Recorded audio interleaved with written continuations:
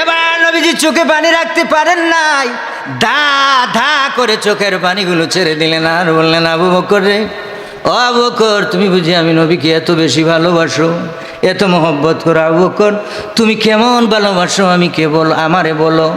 হযরত আবু বকর বললেন, ইয়া রাসূলুল্লাহ, ইয়া হাবিবাল্লাহ, আমি আমার জানের চাইতে আপনাকে বেশি মহব্বত করি।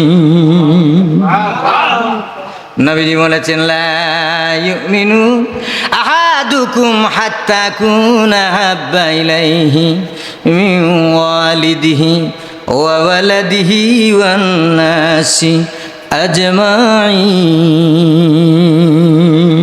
সুবহানাল্লাহ। নবীজি বলেছেন, তোমরা ততক্ষণ পর্যন্ত মুমিন হতে পারবা না যতক্ষণ না পর্যন্ত তোমাদের পরিবার পরিজন আত্মীয় স্বজন আহাল, আল্লাহু আকবার বলেন, যতক্ষণ না পর্যন্ত তোমাদের আলে আওলাদ বিবি বাচ্চা এমনকি তোমাদের জানের চাইতে আমি নবীকে বেশি মহব্বত না করবে, ততক্ষণ পর্যন্ত তোমরা মুমিন হতে পারবা না। বলুন সুবহানাল্লাহ।